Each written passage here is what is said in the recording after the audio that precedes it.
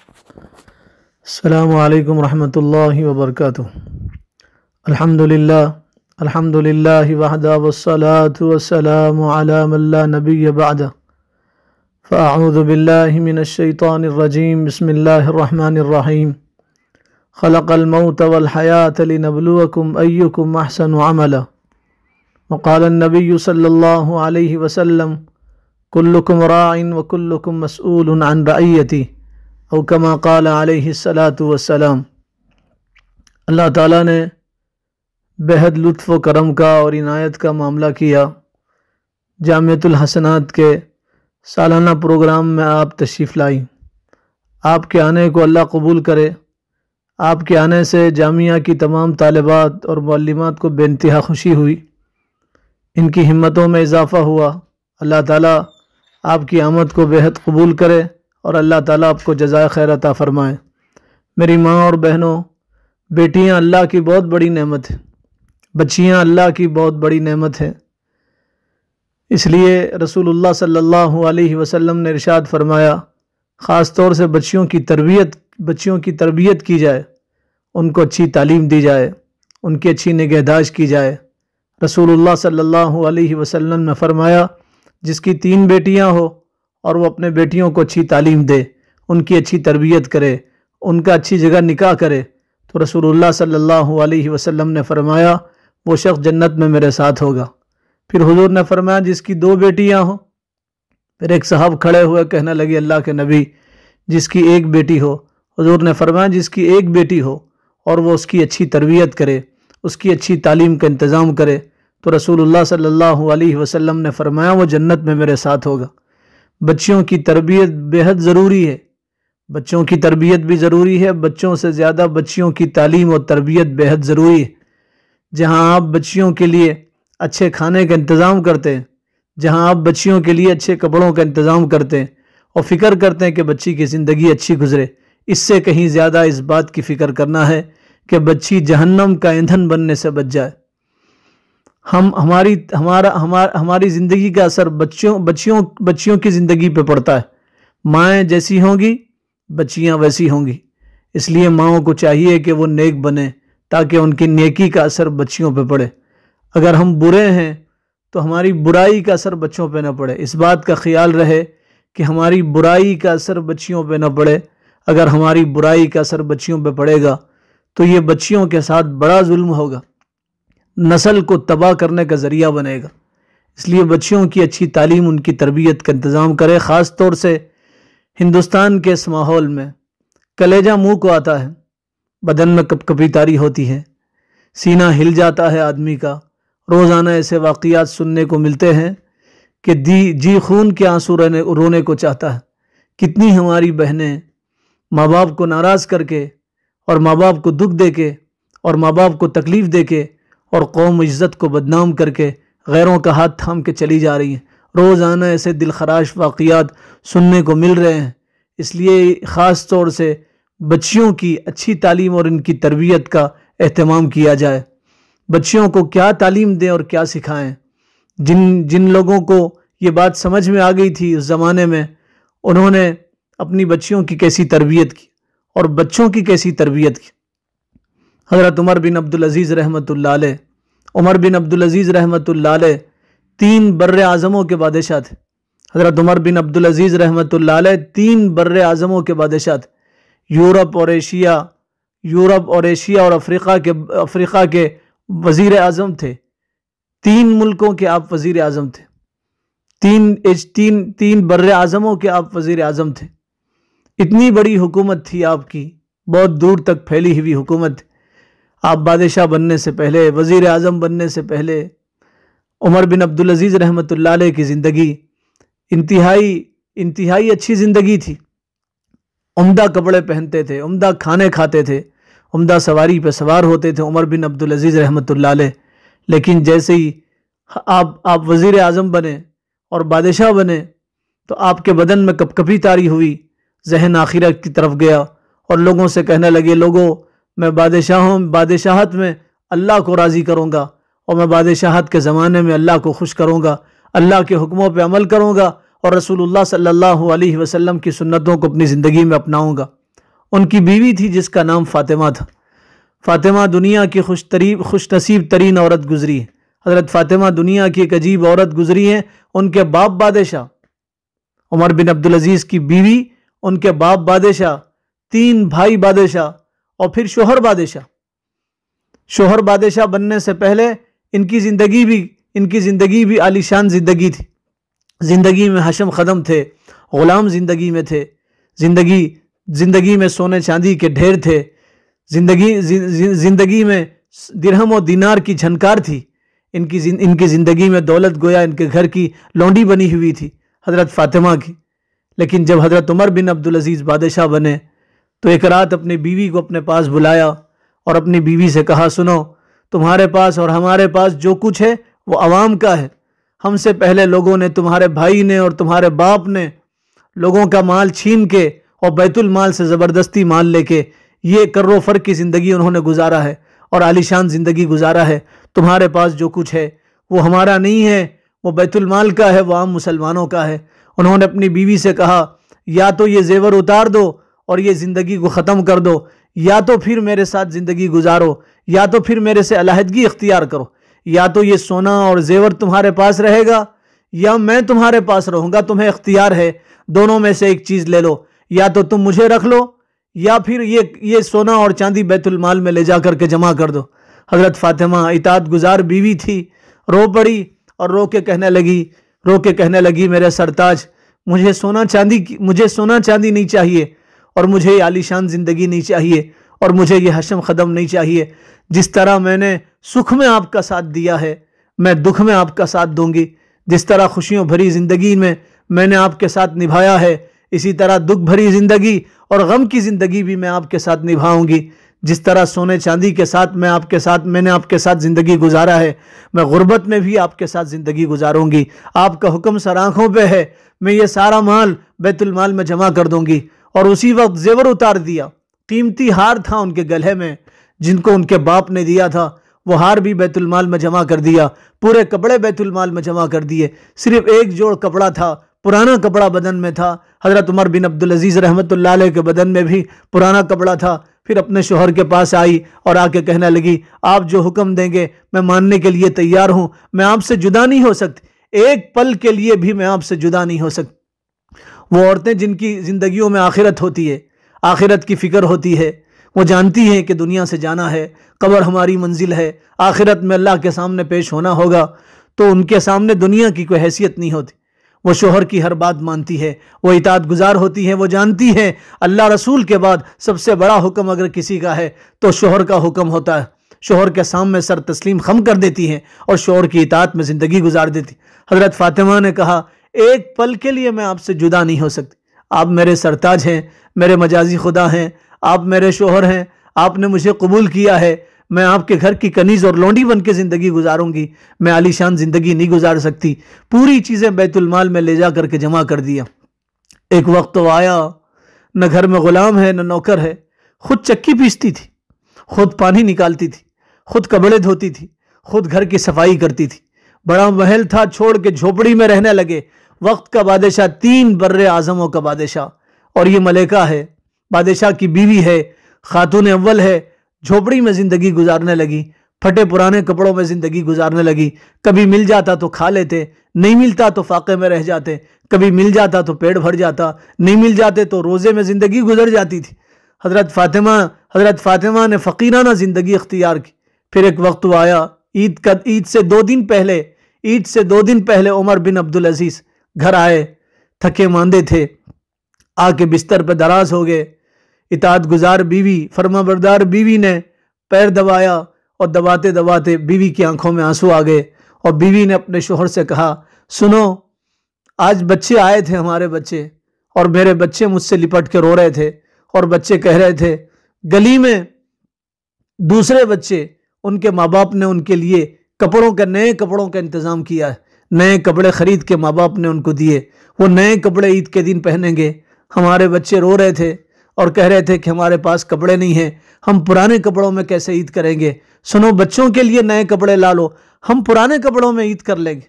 حضرت عمر بن عبدالعزیز اٹھ کے بیٹھ گئے اور اپنی چہیتی بیوی کو دیکھا، فرما بردار بیوی کو، ان کی آنکھوں میں آنسو آ گئے، اور عمر بن عبدالعزیز نے کہا تم تو جانتی ہو بیت المال سے جو روزینہ ہمیں ملتا ہے، بیت المال سے جو روزینہ ملتا ہے، اور بیت المال سے جو آمدنی ہمیں ملتی ہے، اور بیت المال سے جو وظیفہ ہمیں ملتا ہے، اس میں مشکل سے گزارا ہوتا ہے۔ اب بچوں کو نئے کپڑے کہاں سے لا کے دیں گے؟ تھوڑی دیر بیوی نے گردن جھکایا، پھر اپنے شوہر کو دیکھا، محبوب شوہر کو، پھر اپنے شوہر سے کہا سنو ہم تو پرانے کپڑوں میں عید کر لیں گے، بچے ہیں، بچوں کو کون سمجھائے گا؟ اگر دوسرے بچے نئے کپڑے پہنیں گے تو یہ بچوں کا دل دکھے گا اور بچے روئیں گے، اور بچوں کے رونے سے ہمیں رونا آئے گا۔ تم ایک کام کرو، بیت المال کے نگراں کے پاس جاؤ اور بیت المال کے نگراں سے 1 مہینے کا وظیفہ پیشگی لے کے آؤ، 1 مہینے کا وظیفہ ادھار لے کے آؤ، اور بیت المال کے نگراں سے جا کے کہنا کہ مجھے 1 مہینے پہلے کا وظیفہ دیجئے تاکہ میں اپنے بچوں کے کپڑوں کا انتظام کروں۔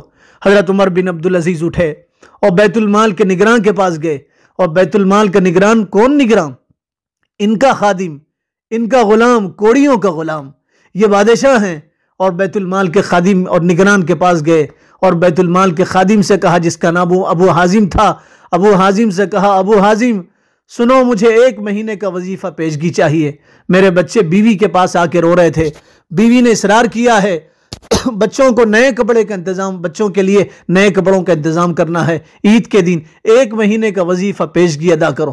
خادم اور بیت المال کا نگراں بھی نگراں تھا، خدا ترس تھا، اس کی زندگی خدا کے خوف سے بھری ہوئی تھی اور لبریز تھی۔ اس نے حضرت عمر بن عبدالعزیز کو دیکھا، اپنے آقا کو دیکھا، اپنے مالک کو دیکھا، اپنے بادشاہ کو دیکھا، اور دیکھ کے یوں کہا عمر بن عبدالعزیز کیا تم 1 مہینے تک زندہ رہنے کی ضمانت لے سکتے ہو اور گارنٹی لے سکتے ہو؟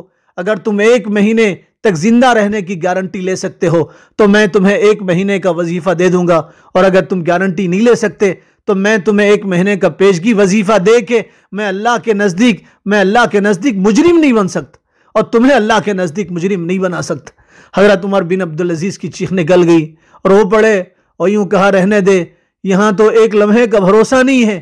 اللہ تعالیٰ نے قرآن میں کہا اذا جاء اجلہم لا یستأخرون ساعۃ ولا یستقدمون، جب موت کا وقت آتا ہے تو نہ ایک لمحے کی مہلت مل سکتی ہے، نہ ایک لمحہ آگے ہو سکتا ہے اور نہ ایک لمحہ پیچھے ہو سکتا ہے۔ جب ملک الموت کو اللہ کا حکم ہوتا ہے، ملک الموت اسی وقت روح قبض کر لیتا ہے، سڑک پہ روح قبض کر لیتا ہے، گھر میں روح قبض کر لیتا ہے، دواخانے میں روح قبض کر لیتا ہے۔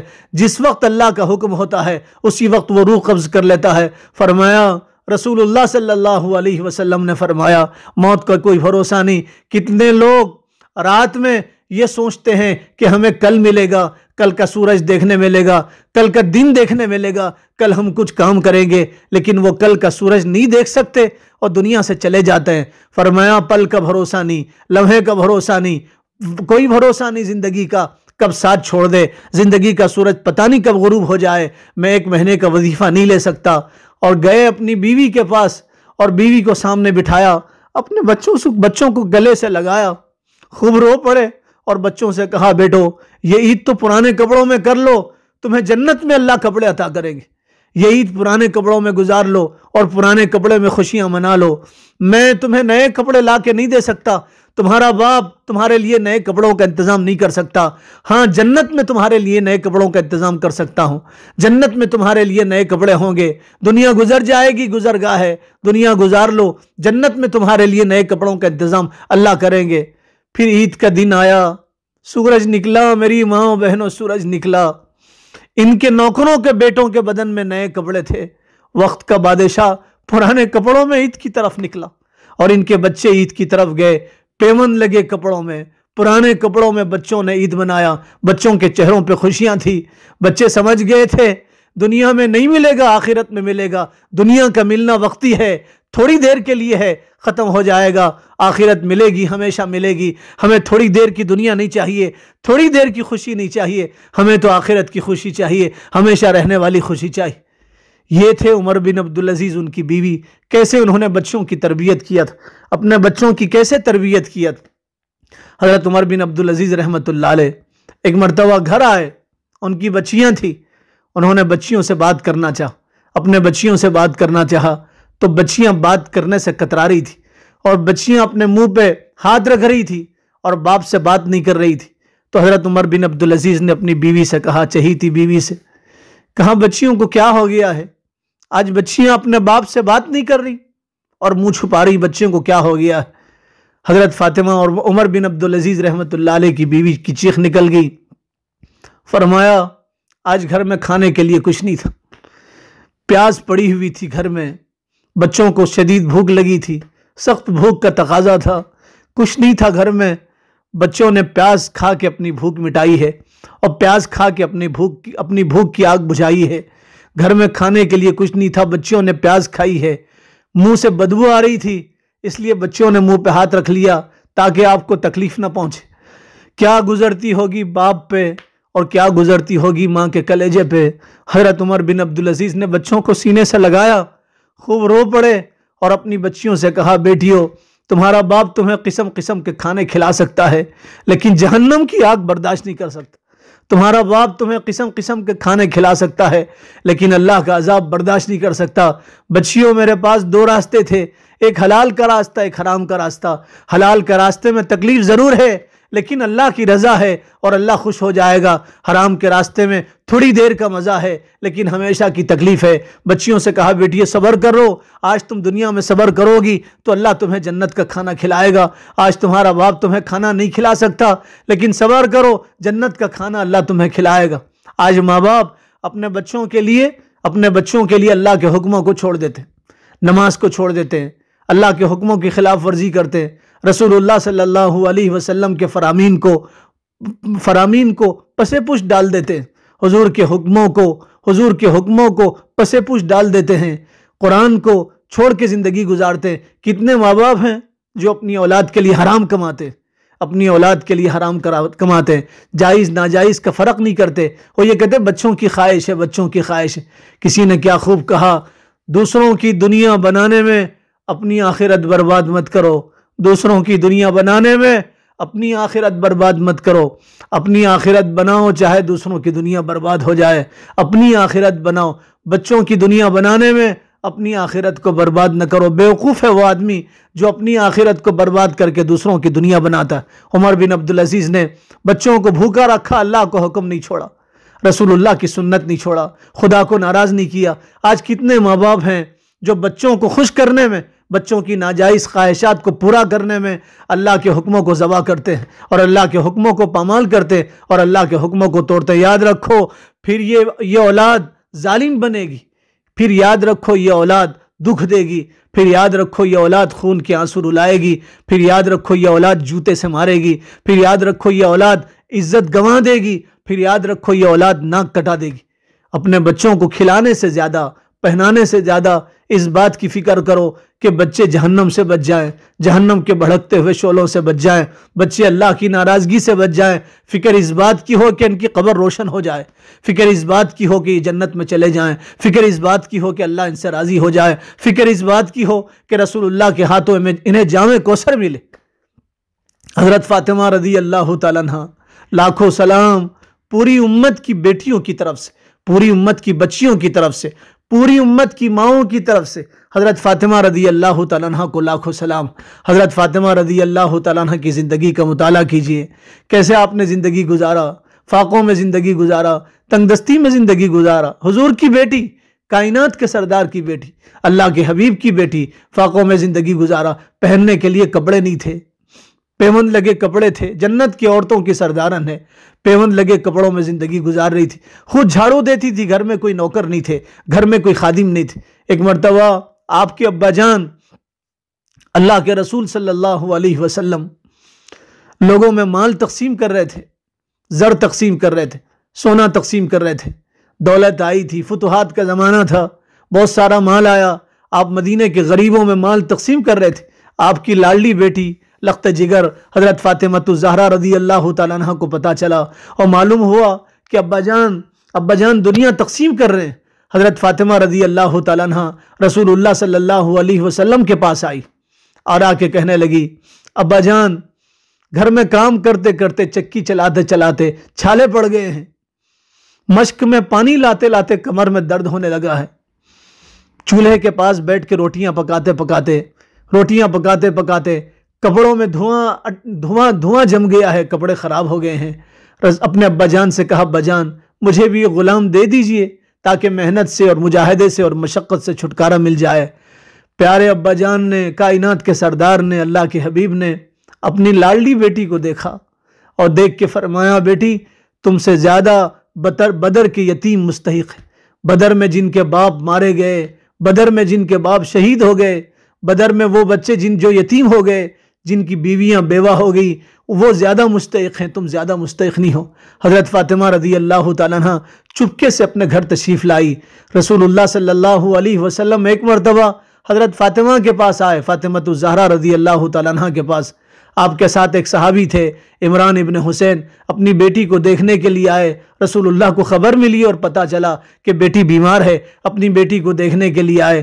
رسول اللہ دروازے پہ پہنچے ابا جان اور دروازہ بجایا۔ حضرت فاطمہ نے اندر سے پوچھا کون ہے؟ حضور نے فرمایا بیٹی باپ آیا، تمہارے باپ آئے ہیں، تم سے ملنا چاہتے ہیں، تمہاری عادت کے لیے آئے ہیں۔ حضرت فاطمہ نے کہا ابا جان اگر آپ اکیلے ہیں تو دروازہ کھلا ہے، آپ اندر تشریف لے آئیے۔ رسول اللہ نے فرمایا بیٹی نہیں، میرے ساتھ عمران ابن حسین ہیں، قریش کے نوجوان ہیں، میں اکیلا نہیں ہوں۔ حضرت فاطمہ نے فرمایا ابا جان گھر میں پردے کی کوئی چیز نہیں ہے، گھر میں پردے کی کوئی چیز نہیں ہے، آپ تو باپ ہیں، آپ سے کوئی پردہ نہیں ہے، آپ اندر آ جائیے، اجنبی اندر نہیں آ سکتا، پردے کی کوئی چیز نہیں ہے۔ رسول اللہ صلی اللہ علیہ وسلم نے اپنی چادر دیا اور دے کے فرمایا بیٹی یہ چادر لو اور پردہ کرو، اور میں عمران ابن حسین کے ساتھ تمہارے پاس آنا چاہتا ہوں۔ دیکھیے فاقے کے وقت میں بھی پردہ یاد آ گیا، فاقے کے وقت میں بھی شرم یاد آئی، حیا یاد آئی۔ یہاں شادیوں میں بچیاں بے حیا ہو جاتی ہیں، خوشی کے موقع پہ لباس، خوشی کے موقع پہ برقع اتار دیتی ہیں، عید کے موقع پہ بغیر برقعے کے سب کے سامنے نکل جاتی ہیں۔ یاد رکھیں جس عورت کے بال نظر آئیں وہ عورت جہنم میں الٹا لٹکا دی جائے گی۔ اب آپ بتائیں جو عورت پورے کے پورے گھر سب کے سامنے نکلے اس کا کیا انجام ہوگا؟ میری ماں و بہنوں میں اپنی بچیوں سے بھی کہتا ہوں پردہ عورت کی زینت ہے، زینت، پردہ عورت کی عزت ہے، پردہ عورت کی عفت ہے، پردہ عورت کی حفاظت ہے۔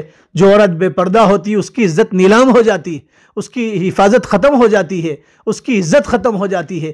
پردے میں عورت کی عزت ہے، حفاظت ہے، عفت ہے، پاک دامنی ہے۔ آج جو حالات ہندوستان میں آئے ہیں اور آ رہے ہیں اور طوفان کی شکل میں اور آگ کی شکل میں آئے ہیں، یہ حالات عورتوں کے بے پردگی کی وجہ سے آئے۔ آپ نیت کرو کچھ ہو جائے ہم بے پردہ نہیں ہوں گے انشاءاللہ، کچھ ہو جائے ہم اپنے پردے کو ختم نہیں کریں گے۔ حضرت عثمان رضی اللہ تعالیٰ عنہ، لوگ آپ کو شہید کرنا چاہتے تھے، لوگوں نے آپ کے گھر کا گھیراؤ کیا۔ حضرت عثمان کی بیوی تھی نائلہ، ان کا نام تھا حضرت عثمان کی بیوی کا۔ حضرت عثمان کی بیوی کہنے لگی آپ میرے گود میں سو جائیے، میں اپنے بال آپ کے اوپر بچھا دوں گی، آپ کا چہرہ کسی کو نظر نہیں آئے گا، آپ کی حفاظت ہوگی۔ تو حضرت عثمان نے تاریخی جملہ کہا میرا کٹنا مجھے منظور ہے، شہید ہو جانا مجھے قبول ہے، لیکن تمہارے بال کسی غیر محرم کو نظر آئے مجھے منظور نہیں ہے۔ جو غیرت مند ہوتے ہیں وہ پردہ کرتے ہیں اور جو بے غیرت ہوتے ہیں وہ بے پردگی کے ساتھ زندگی گزارتے ہیں۔ آپ نیت کرو زندگی کے ہر موڑ پہ ہم پردہ کریں گے، پردے میں برکت ہے، اللہ کی رضا ہے۔ جو عورتیں پردہ کریں گی وہ رسول اللہ کے ہاتھوں جام کوثر پئیں گی، اور جو عورتیں بے پردہ ہوں گی وہ رسول اللہ کے ہاتھوں جام کوثر پینے سے محروم ہو جائیں گی۔ رسول اللہ صلی اللہ علیہ وسلم نے چادر بھیجا حضرت فاطمہ کو، حضرت فاطمہ نے پردہ کیا، رسول اللہ اندر تشریف لائے، بیٹی کی حالت دیکھا، آپ دیدہ ہو گئے، آنکھوں سے آنسو چھلک گئے۔ فرمایا فاطمہ تمہاری کیا حالت ہے؟ حضرت فاطمہ نے فرمایا ابا جان 3 دن ہو گئے کھانے کے لیے کوئی چیز نہیں ملی، 3 دن سے میں نے کچھ نہیں کھایا۔ پھر فرمایا بیماری ہے، دوا کے لیے پیسے نہیں ہیں، بیمار پڑی ہوں۔ رسول اللہ نے اپنی بیٹی کو دیکھا، آپ رو پڑے۔ طائف کے میدان میں آپ کے بدن پہ پتھر پڑے اور آپ کی جوتیاں خون میں رنگین ہو گئی، اور طائف والوں نے صبح سے شام تک آپ کو مارا اور پتھروں کی بارش کی، آپ کی آنکھوں میں آنسو نہیں آئے۔ مکہ مکرمہ میں آپ کے گلے میں رسی ڈالی گئی، آپ کی آنکھوں میں آنسو نہیں آئے، آپ سجدے میں تھے، اونٹ کی غلاظت لا کے آپ کے بدن مبارک پہ ڈالی گئی، آپ کی آنکھوں میں آنسو نہیں آئے۔ شیعہ ابی طالب میں 30 سال آپ قید رہے، آپ کی آنکھوں میں آنسو نہیں آئے۔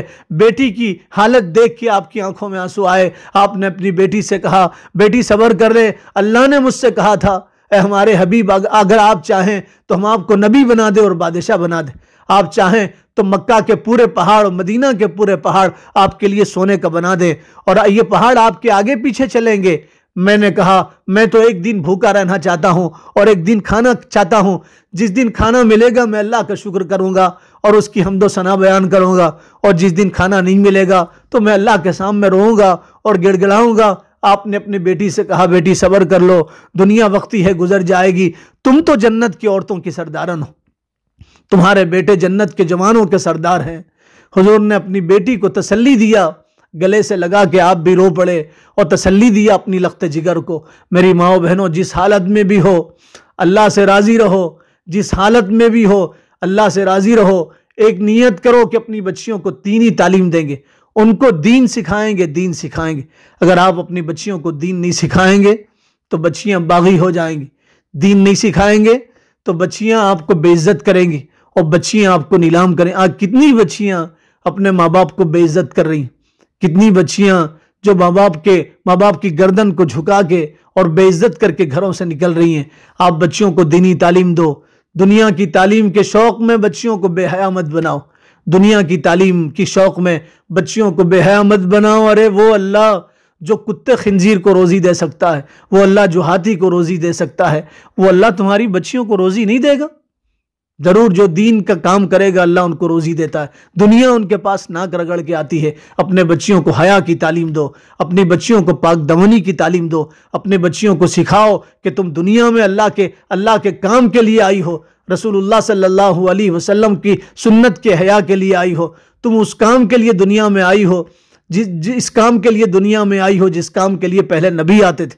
تمہارا کام اللہ کے نام کو بلند کرنا ہے، اللہ کے دین کو بلند کرنا ہے، اللہ کے دین کو بلند کرنا۔ تمہارا کام گھروں کو جنت بنانا ہے، تمہارا کام اولاد کی تربیت کرنا ہے، یہ تمہارا کام ہے۔ یہ تعلیم دو اپنی بچیوں کو، بچیاں جہنم کے بھڑکتے ہوئے شعلوں سے بچیں گی۔ ورنہ یاد رکھیں، دنیا میں بھی آگ اور قبر میں بھی آگ، اور مرنے کے بعد ہمیشہ ہمیشہ کی آگ میں جلنا پڑے گا۔ اور پھر یہ بچیاں ماں باپ کو بھی جہنم میں لے جائیں گی۔ اللہ سے کہیں گی یا اللہ یہ ہماری ماں تھی، اچھا کھلاتی تھی، اچھا پہناتی تھی، یہ اچھا سلاتی تھی، یہ اچھے کھانے کھلاتی تھی، یہ پیسے دیتی تھی، ہر چیز کا انتظام کرتی تھی، لیکن ہماری ماؤں نے ہمیں دین نہیں سکھایا، نماز پڑھنا نہیں سکھایا، قرآن پڑھنا نہیں سکھایا۔ بچیاں جہنم میں جانے کا ذریعہ بنیں گی۔ اس لیے اپنے بچیوں کو دینی تعلیم دو، دینی تعلیم، اللہ کے لیے بچیوں کو دینی تعلیم دو، ان کی زندگی بھی اچھی ہوگی، ان کی آخرت بھی اچھی ہوگی۔ اور میں اپنی بچیوں سے کہتا ہوں، آپ صرف اپنے ماں باپ کی بیٹیاں نہیں ہو، آپ قوم کی عزت ہو، قوم کی عزت۔ آپ کا ایک غلط قدم پورے قوم کو رسوا کر سکتا ہے، آپ کا ایک غلط کام پورے قوم کو شرمندہ کر سکتا ہے۔ میری بچیوں، اللہ کے لیے دینی تعلیم حاصل کرو، حیا کی تعلیم حاصل کرو۔ آپ دیندار بنو، دیندار، خدا سے ڈرنے والی بنو، تقوی اختیار کرو، خدا کا خوف زندگی میں لاؤ، حیا کے ساتھ زندگی گزارو، حیا کے ساتھ۔ ماں باپ تمہارے لیے بہت بڑی نعمت ہے، تمہیں نہیں معلوم ماں باپ نے تمہیں کیسے پالا ہے اور ماں باپ نے تمہارے لیے کتنی تکلیفیں برداشت کی ہیں۔ اللہ کے لیے اپنے ماں باپ کو دکھ مت دو، تم نیک بنو، اللہ تمہارا والی بنے گا۔ عمر بن عبدالعزیز کا جب انتقال ہونے لگا رحمت اللہ علیہ، تو ان کے پاس لوگ آئے، لوگوں نے ان کی بیوی سے کہا ان کے کپڑے بدلو، کپڑے خراب ہو گئے ہیں۔ تو بادشاہ کی بیوی رونے لگی، کہنے لگی ان کے پاس ایک ہی جوڑ کپڑا ہے، دوسرے کپڑے نہیں ہیں۔ پھر لوگوں نے کہا انہوں نے بچوں کے لیے کیا چھوڑا ہے؟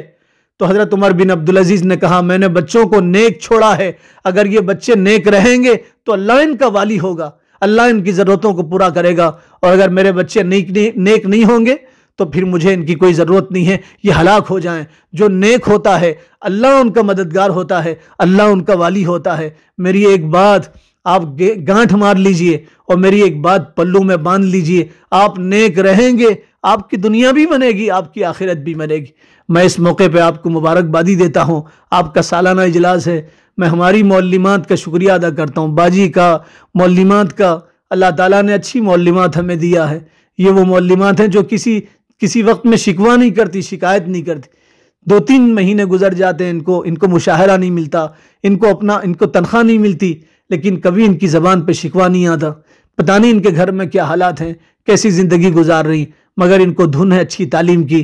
میں ہماری معلمات کا دل کی گہرائیوں سے شکریہ ادا کرتا ہوں۔ میں ان کو ہمیشہ دعاؤں میں یاد رکھتا ہوں، اپنی بچیوں کو، اپنے مدرسے کو ہمیشہ دعاؤں میں یاد رکھتا ہوں۔